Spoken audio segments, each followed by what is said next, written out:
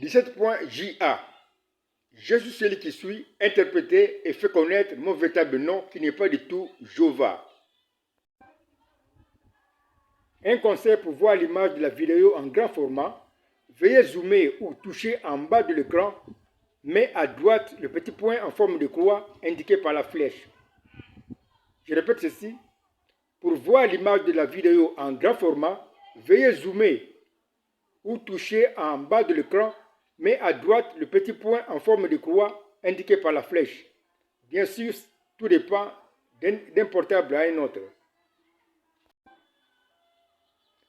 L'interprétation de Je suis celui qui suis, que j'ai présenté à Moïse au buisson ardent dans Exode 3.14, est rendue possible d'après le signe de l'unité, ou signe de quelque chose qui est commun aux choses qui sont différentes, ou signe d'une même chose qui appartient aux choses qui sont bien différentes, mais un signe prophétique utilisé par celui qui existe par lui-même que je suis, pour écrire ces prophéties bibliques avant même de créer ce monde. L'interprétation est donnée par Sadi Bâtonnet, qui n'est pas un prophète, mais un dessinateur qui offre cette interprétation au monde comme gâteau spirituel. Je répète ceci, l'interprétation est donnée par Sadi Bâtonnet, qui n'est pas un prophète, mais un dessinateur qui offre cette interprétation au monde comme gâteau spirituel. De son anniversaire du 21 octobre, parce que c'est en rapport avec la promesse que j'ai écrite dans sa vie, avec mon signe de l'unité, le 21 octobre 1993. Promesse écrite le 21 octobre 1993, mais que je vais accomplir le 3 janvier 2006 vers 2 h du matin. Note de l'écrivain Sadi Bâtonnet. Un petit rappel sur la petite leçon sur le signe de l'unité, dont nous avons déjà parlé dans les vidéos précédentes, comme dans 17.2, Jéhovah n'est pas mon nom caché dans Je suis celui qui suis. Comme dans 17.3, suite de Jéhovah n'est pas mon nom caché dans Je suis celui qui suis. Et dans les 4 premières vidéos de notre chaîne Sadi Bâtonnet TV. Aimons nous prier afin de commencer. Dieu bien-aimé, combien je remercie infiniment pour cette grâce que tu m'as accordée d'être en ce moment arrivé à l'étape où c'est la question de donner l'interprétation de Jésus, celui qui suit. Mon âme s'élève jusqu'à toi, t'invitant à entrer sur scène, parce qu'il est dit dans ta parole, sans moi, vous ne pouvez rien faire. C'est pourquoi je ne compte que sur toi qui as dit dans la même parole, avec Dieu, nous ferons des exploits. Viens-moi en aide, alors que je suis dans le besoin, Père, et bien, de ta présence. Viens-moi en aide, afin que je puisse être une grande bénédiction pour ton peuple. Accorde que par ta grâce, que tout le monde puisse reconnaître que c'est toi qui es le véritable Dieu, qui a utilisé le signe de l'unité, le signe de quelque chose qui est commun aux choses qui sont différentes, Père bien-aimé, pour écrire tes promesses à partir de ta pensée, Père bien-aimé, avant de créer ce monde. Que ta grâce puisse se répandre sur moi, Père bien-aimé du voix, et que tu puisses faire éclater ta gloire d'être celui qui a créé, mais alors créé avec le signe de l'unité, Père bien-aimé du voix, les prophéties bibliques, Père bien-aimé du voix. Que ta grâce puisse m'aider, Seigneur Jésus, oh Dieu Tout-Puissant, à être un simple instrument de tes mains, afin que toi, tu puisses être en honneur, Père bien-aimé, et qu'il soit reconnu, Seigneur Jésus, par le monde, Père bien-aimé, que c'est toi qui es le véritable Dieu qui existe par toi-même, qui a écrit ton nom de Jésus-Christ, Père bien-aimé, que tu as caché dans Jésus, celui qui suit, selon ta propre sagesse. Merci pour cette grâce que tu m'accordes, Père bien-aimé, d'être arrivé, Père bien-aimé, à l'étape où il est question maintenant de donner l'interprétation de Jésus, celui qui suit, qui va dévoiler ton véritable nom de Jésus-Christ. À toi l'honneur, la gloire, la puissance des siècles des siècles, et qu'il soit reconnu que c'est toi qui es le véritable Dieu qui reste incomparable, par ta sagesse, par ton intelligence, qui se dégage, Père bien-aimé, au travers de tout ce que tu m'as fait connaître, au pied du grand Logos, que je te prie de bénir, au nom du Seigneur Jésus-Christ, pour la gloire de ce nom. Amen. C'est quoi alors le signe de l'unité? C'est le signe de quelque chose qui est commun, qui appartient aux choses qui sont différentes, mais un signe auquel il regarde toujours. Avec sa vision spirituelle, c'est lui qui existe par lui-même. Il y a donc deux façons de voir les choses qui sont différentes. A. Dans la vision naturelle, nous regardons à ce qui montre la différence dans les choses qui sont différentes. Nous regardons à ce qui montre la différence dans les choses qui sont différentes, qui peut être la forme, la taille, la température, la voix, le goût, etc. Nous pouvons alors dire, ça c'est une chèvre, l'autre c'est une brebis. Ça c'est un camion, l'autre c'est une voiture. Ça c'est la voix de Mbouy qui appelle, ce n'est pas la voix des gens. Dans la vision naturelle, nous utilisons les 5 sens naturels, qui sont la vue, l'ouïe, l'odorat, le goût et le toucher. Dans sa vision spirituelle, celui qui existe par lui-même, quand il regarde aux choses qui sont différentes, il regarde toujours et toujours au signe qui est commun à ces choses qui sont différentes. Parce que ce qui est commun aux choses qui sont différentes est comme le pasteur qui les unit dans un mariage spirituel ou prophétique qui annonce quelque chose. Parfois, sans le savoir, l'homme utilise aussi la vision spirituelle de celui qui existe par lui-même. Disons que nous trouvons dans la rue deux groupes bien différents. Un groupe de filles habillées en bleu-blanc. 2. Un groupe de garçons habillés en bleu-blanc. Nous avons deux groupes bien différents, mais qui ont un signe commun, le même bleu-blanc. Or, ce qui est commun dans les choses qui sont différentes,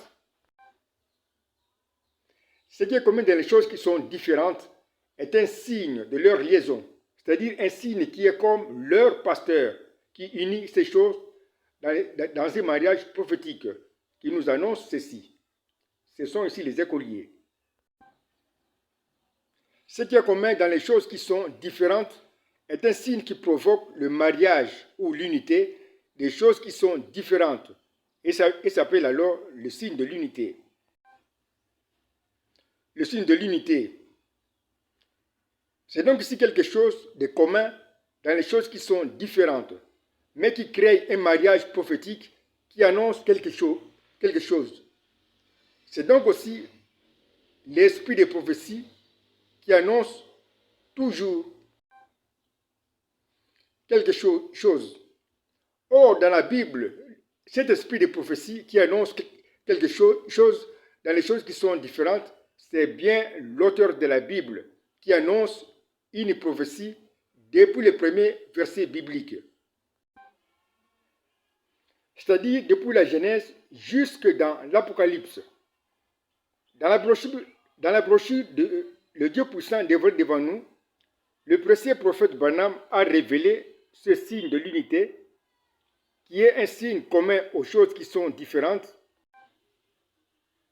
comme un signe qu'il a appelé le signe d'identification. Voici ce que dit le premier verset de la Bible. Au commencement, Dieu créa le ciel et la terre. Dans la vision naturelle, c'est-à-dire selon notre façon de voir les choses avec nos yeux naturels, le ciel et la terre sont deux choses bien différentes. Nous les hommes, nous avons raison. Dieu nous donne alors 10 points sur 10 pour notre façon de voir les choses avec nos yeux naturels. Mais dans la vision spirituelle, celui qui existe par lui-même, qui est l'auteur même de la Bible, regarde toujours et toujours au signe qui est commun, aux choses qui sont différentes, qui sont dans le premier verset biblique, le ciel et la terre. Le ciel et la terre sont des choses bien différentes, mais qui ont un signe commun, le même commencement. Le même commencement qui est commun devient un signe de liaison, ou les passeurs signe de l'unité qui unit le ciel et la terre. Dans un mariage prophétique qui annonce quelque chose comme ci-après. Nous avons maintenant un chemin qui montre l'unité ou le mariage des cieux et de la terre. Deux choses qui sont différentes, mais qui sont ici mariées par le même commencement comme pasteur. Pour pour une bonne présentation, nous mettons le pasteur, même commencement, entre parenthèses, et à la droite de chaque marié. Comme si après, nous avons un schéma qui montre l'unité des cieux et de la terre. Des choses qui sont différentes, mais qui sont mariées par le pasteur, même commencement que nous avons placé entre parenthèses. Nous venons de trouver un schéma de prophétie écrit dans une langue qui est inconnue aux anges, mais avec laquelle celui qui existe par lui-même avait écrit ses prophéties dans sa propre pensée. Avant de créer un ange et ce monde, le précieux prophète Branham parle de cette langue inconnue de grande vitesse quand il parle de l'ouverture du septième sceau. Le signe de l'unité va donc nous aider à découvrir ce que le précieux prophète Branham avait vu dans le septième sceau, mais qu'il a alors évité de présenter clairement, au risque d'être adoré vraiment, ce qui est archi faux, comme Dieu. Nous avons trouvé un schéma qui montre l'unité des cieux et de la terre, avec comme signe de l'unité, ou passé signe de l'unité, même commencement que nous avons placé entre parenthèses. Nous devons d'abord connaître ce que représente chaque marié, comme l'indiquent les flèches. Que représente le ciel? C'est la question. Que représente aussi la terre? C'est la question. Nous avons un chemin qui montre l'unité des cieux et de la terre. Nous lisons, le ciel représente Dieu qui reste dans le ciel, ou tout court Dieu. La terre représente un homme sur la terre, ou tout court un homme. Nous pouvons compléter notre chemin de prophétie qui montre l'unité des cieux et de la terre, mais que nous lisons en bas, comme l'indiquent les deux flèches. Nous lisons la prophétie. Dieu qui reste dans le ciel sera un homme sur la terre, qui sera alors son image visible. Nous pouvons aussi lire la même prophétie autrement, quand nous disons que le ciel représente tout court Dieu, et la terre représente tout court un homme. Nous lisons alors la prophétie que nous lisons en bas, comme l'indiquent les deux flèches. Dieu sera un homme qui sera alors son image visible. Dans le premier verset de la Bible, celui qui existe par lui-même, qui est l'auteur de la Bible, avait déjà annoncé qu'il sera lui aussi un homme qu'il voyait déjà dans la prophétie. Nous pouvons alors comprendre pourquoi il a dit « Faisons l'homme à notre image ». La grâce de Dieu m'a fait dessiner parce que je ne suis pas un prophète. Quelque chose que Paul, qui est prophète, avait reçu par révélation, en disant dans Colossiens 1,15, « Il est l'image de Dieu invisible, le premier-né de toute la création. » Nous avons compris que celui qui existe par lui-même avait déjà fait le projet d'être lui aussi un homme. Maintenant se pose cette précieuse question. Que viendra faire Dieu quand il sera un homme? C'est ici où le chapitre devient très intéressant. La réponse à cette question est cachée dans une langue inconnue aux anges, dans les 3 signes que Dieu avait donnés à Moïse au buisson ardent,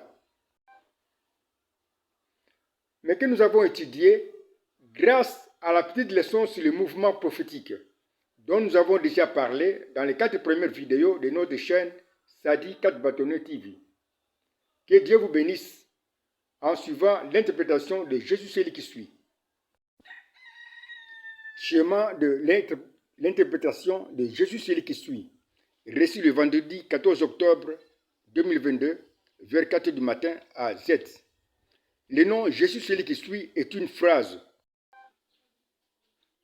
Or, on t'a appris à l'école primaire, dans l'étude d'une phrase, à trouver le nombre de verbes conjugués d'une phrase pour connaître ses parties différentes. Dans la phrase suivante, je mange la banane que Jean m'a donnée à Boma, il y a 2 verbes conjugués, voire 1 et 2. Donc il y a dans cette phrase 2 parties différentes.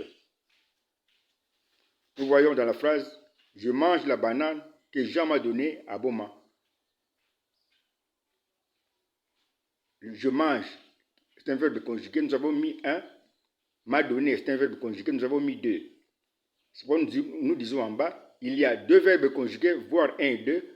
Donc il y a dans cette phrase deux parties bien différentes. Nous avons deux parties que nous avons indiquées en bas. Je mange la banane, c'est la partie 1. Que Jean m'a donné à Boma, c'est la partie 2. Dans la phrase suivante, je suis celui qui suis, il y a deux verbes conjugués, voire un et deux. Nous avons mis un au niveau du verbe suis et deux au niveau de l'autre verbe suis. Il y a deux verbes conjugués, voire un et deux. Donc, il y a deux parties bien différentes. Je suis, c'est la première partie, et celui qui suit, c'est la deuxième partie. Nous avons trouvé deux parties dans la phrase « Je suis celui qui suit ». La partie 1, c'est « Je suis ». La partie 2, c'est « celui qui suit ». Selon la façon de voir des hommes avec leurs yeux naturels, ces deux parties sont bien différentes. Les hommes ont raison, je leur donne 10 points sur 10 pour leur façon de voir les choses qui sont différentes. Nous avons trouvé deux parties différentes dans la phrase « Je suis celui qui suit ». La partie 1, c'est « Je suis », la partie 2, c'est « celui qui suit ». Or, selon ma façon spirituelle de voir les choses différentes, je regarde toujours au signe qui est commun, aux choses qui sont différentes. Parce que ce signe qui est commun produit l'unité ou le mariage spirituel ou prophétique des choses qui sont différentes. Mais un mariage prophétique qui annonce quelque chose. Les deux parties différentes ont comme signe qui est commun le même suis qui est juste à la fin de chaque partie. Le même signe suit à la fin est le signe de l'unité des parties différentes. Je suis et celui qui suit. Nous avons trouvé deux parties différentes. Je suis est la partie 1, celui qui suit est la partie 2. Nous pouvons représenter l'unité ou le mariage prophétique de ces deux parties différentes comme ci-après. Nous avons un chemin qui montre l'unité de je suis et de celui qui suit, avec comme passeur signe de l'unité le même suis qui est juste à la fin de chaque partie. Nous avons trouvé un chemin qui montre l'unité de je suis et de celui qui suit. Nous venons de trouver un schéma de prophétie que j'ai écrit dans ma pensée, dans ma propre langue, avant la création des anges et de ces mondes. Les anges sont donc en train d'apprendre quelque chose dans cette petite leçon sur le signe de l'unité. Qui représente alors dans ma pensée ce chemin qui montre l'unité de je suis et de celui qui suit. Nous avons le chemin qui montre l'unité de je suis et de celui qui suit, avec comme passeur signe de l'unité le même suis qui est juste à la fin, que nous avons placé entre parenthèses. Si nous connaissons ce que représente je suis et celui qui suit, nous allons découvrir le véritable nom de celui qui existe par lui-même, que je suis, et que j'avais caché dans ma propre langue, dans le chemin qui montre l'unité de je suis et celui qui suit. Que représente je suis et celui qui suit, comme l'indiquent les flèches A et B. Nous avons un chemin qui montre l'unité de je suis et de celui qui suit, avec comme question, comme l'indiquent les deux flèches, que représente je suis. Selon la flèche A, et qui représente je suis, et celui qui suit, selon la flèche B.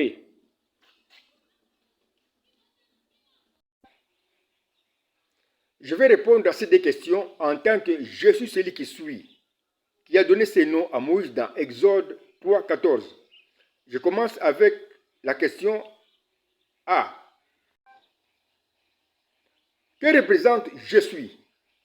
Le bureau de prophétie de celui qui existe par lui-même, c'est-à-dire la pensée secrète de moi qui existe par moi-même, t'avait présenté alors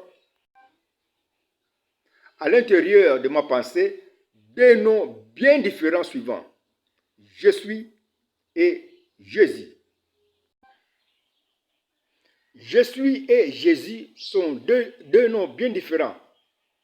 Or, quand nous regardons dans ces deux noms bien différents, nous trouvons qu'ils ont un signe qui est commun, c'est-à-dire une même chose qui les unit, comme leur pasteur signe de l'unité. Les mêmes consonnes JSS, comme on peut le voir dans les noms Je suis et Jésus. C'est pourquoi nous avons en bas le même nom Jésus et Je suis. Les mêmes consonnes JSS est un signe de l'unité. Je répète, nous avons trouvé les mêmes consonnes JSS, comme on peut le voir dans les noms Je suis et Jésus. Comme le montre le même nom en bas avec en évidence JSS. Je suis et Jésus. Les mêmes consonnes JSS est un signe de l'unité. Je répète ceci, le même consonne JSS est un signe de l'unité qui unit les noms bien différents Je suis et Jésus. Dans un mariage prophétique comme ci-après, nous avons un schéma qui montre l'unité, le mariage de Je suis et de Jésus, avec comme pasteur signe de l'unité le même consonne JSS que nous avons placé entre parenthèses. Que nous pouvons compléter comme ci-après, nous avons un schéma qui montre l'unité de Je suis et de Jésus, avec comme pasteur signe de l'unité les mêmes consonnes JSS que nous avons placées entre parenthèses. Nous pouvons maintenant lire ce qui est donné en bas, comme l'indiquent les flèches. Je suis représente Jésus dans Je suis celui qui suis. Je répète ceci. Je suis représente Jésus dans Je suis celui qui suis. Voici alors la réponse à la question que représente Je suis. Je suis représente Jésus dans Je suis celui qui suis. Je répète ceci. Je suis représente Jésus dans Je suis celui qui suis. Ajoutons cette vérité dans notre schéma de prophétie. Comme si après, nous avons un schéma qui montre l'unité de Je suis et de celui qui suis. Un schéma qu'on avait déjà trouvé, dans lequel nous avons comme pasteur signe de l'unité, le même suis juste à la fin de chaque partie. Dans la première partie, Je suis, nous avons à la fin suis. Dans la deuxième partie, celui qui suit, nous avons à la fin suis. Nous avons répondu à la première question qu'on avait posée. Que représente Je suis? Nous avons la réponse selon la flèche A.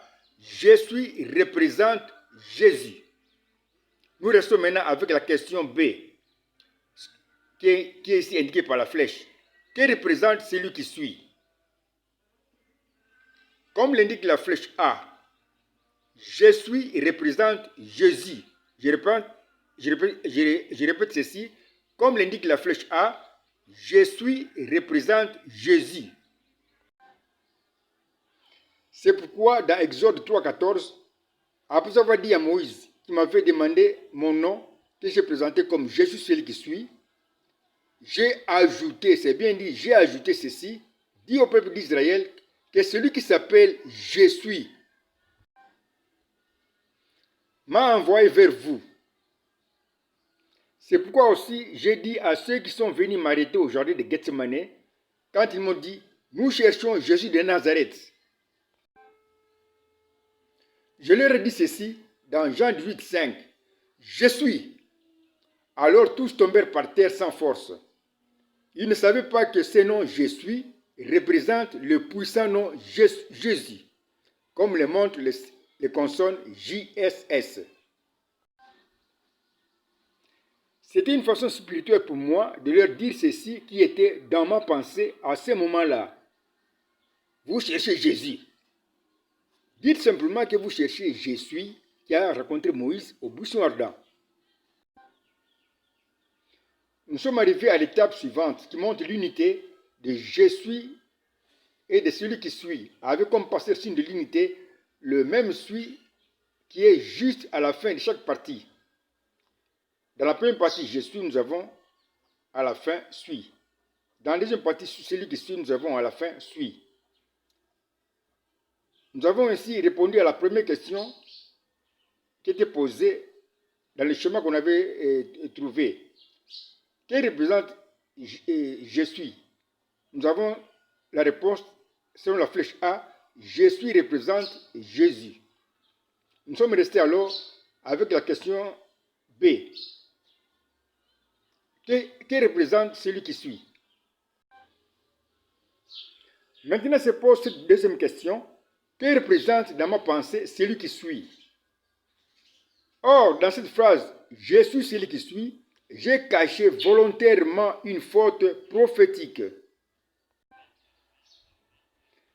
C'est-à-dire que j'ai glissé dans cette phrase une faute. Parce qu'on ne dit jamais « Je suis celui qui suit ». Mais on dit ceci comme en français « Je suis celui qui est… ». Trois points de suspension. On ne dit pas dans une langue « Je suis celui qui suit ». Mais on dit ceci comme en français « Je suis celui qui est… ».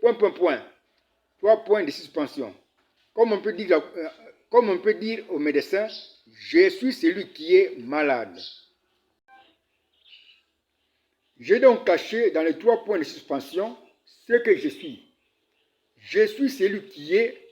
c'est-à-dire 3 points de suspension, la vie. Je suis celui qui est… la vie. Voici alors une énigme que je t'avais donnée. Si je suis celui qui est la vie, qui suis-je en réalité? Je t'avais donné ici une énigme à laquelle j'avais répondu moi-même comme ci-après. Si je suis celui qui est la vie, je suis alors Christ. Qui va dire dans Jean 14, 6, « Je suis le chemin, la vérité et la vie. » C'est bien dit la vie. Nul ne peut arriver au Père sans passer par moi. Je suis celui qui est la vie, je suis Christ. C'est pourquoi je vais dire à Jean qui m'a rencontré à Patmos, dans Apocalypse 8.1, « Je suis l'alpha et l'oméga. 1. Celui qui est. 2. Qui était. Et 3. Qui vient. » Autrement dit, je suis 1. Celui qui est, la vie au présent. 2. Celui qui était, la vie au passé. 3. Celui qui vient, c'est-à-dire celui qui sera, la vie dans l'avenir. Qui veut simplement dire ceci, je suis celui qui est la vie éternelle. Au passé, au présent et dans l'avenir. Je suis la vie éternelle. 1. Qui est maintenant. 2. Qui était dans le passé. 3. Et qui sera dans l'avenir. Je suis celui qui est, la vie. Je suis Christ. Parce que dans ma pensée, celui qui est, la vie, c'est Christ. Nous pouvons maintenant compléter notre schéma de prophétie suivante qui montre l'unité de je suis et de celui qui suit, avec comme passeur signe de l'unité, le même suit juste à la fin de chaque partie. Nous avons déjà trouvé la réponse concernant la question qui était posée. Que représente je suis? La réponse se trouve selon la flèche A. Je suis représente Jésus. Maintenant, nous sommes restés avec la question B. Que représente celui qui suit? Nous pouvons compléter notre schéma avec la réponse à la question B. Nous avons le schéma qui montre l'unité de je suis et de celui qui suit, avec comme passeur signe de l'unité, le même suit juste à la fin de chaque partie. Nous avons d'abord répondu à la question que représente je suis dans ce schéma qui montre l'unité de je suis avec celui qui suit. Nous avons trouvé comme réponse que je suis représente Jésus. Nous avons aussi trouvé la réponse à la question que représente celui qui suit. C'était la question B. Nous avons trouvé comme réponse Christ. Celui qui suit représente Christ. Et puisque je suis et celui qui suit sont liés par un trait d'union, leurs représentants, Jésus et Christ, doivent aussi être liés par un trait d'union. Comme si après, nous avons le chemin qui montre l'unité de je suis et de celui qui suit. Nous avons maintenant l'interprétation de Jésus, celui qui suit, que nous pouvons lire en bas, comme l'indiquent les 2 flèches. Jésus, celui qui suit, représente tout simplement, dans ma pensée, Jésus-Christ. Je viens d'interpréter pour toi mon véritable nom qui est Jésus-Christ. Je viens d'interpréter pour toi mon véritable nom qui n'est pas du tout Jéhovah, mais Jésus-Christ, que j'avais caché dans ma propre langue, dans Jésus celui qui suit. Je t'ai donné ceci, mon chéri 4 bâtonnets, parce que tu aimes l'œuvre de Golgotha, où j'ai pris ta place de coupable pour t'accorder ma place de juste. Et puisque tu as tellement aimé l'œuvre de Golgotha, sur laquelle tu comptes pour ton salut, je t'ai donné l'interprétation exacte de Jésus celui qui suit, alors que tu n'es même pas un prophète. Rappelle-toi ce que dit le précieux prophète Branham dans le livre COD à la page 268 au paragraphe 443. Je suis qui était le je suis. Il n'a jamais eu un seul homme dans le monde entier. Souligne-moi ça, chérie, parce que tu es l'unique homme qui ait pu interpréter je suis celui qui suis, alors que tu n'es même pas un prophète. Le prophète Branham continue. Il n'a jamais eu un seul homme dans le monde entier qui ait pu interpréter cela. Même, point par point, vous qui lisez les lexiques et tout, il n'y a jamais eu un homme qui soit arrivé à déchiffrer. C'est JVHI. Tu écris ce que le prophète Branham a écrit, parce que dans ma pensée, JHVH et JVHI, c'est la même chose spirituellement. C'est-à-dire, d'après le signe qui est commun dans les deux noms bien différents, qui ont les mêmes consonnes J, V et H. Comme c'est montré en bas, nous avons souligné J, V et H dans JHVH et J, V et H dans JVHI. Alors mon chéri 4 bâtonnets, comment tu trouves cette nouvelle version ou présentation de l'interprétation de Jésus celui qui suit que je t'avais donné il y a plusieurs années? Oh, cette fois-ci, tu as tellement simplifié les choses avec cette belle touche que tu as d'être l'auteur même de la Bible. C'est beau et si simple. Coup de chapeau et grand merci pour cette touche de main de grand maître enseignant. Oh là là, c'est beau tes compliments. Ok, merci 4 bâtonnets pour tes compliments. Et ciao. Oui, ciao mon chéri, grand le gosse. Ok, ciao chéri. À suivre dans la vidéo 17.jb. Henry, c'est quoi?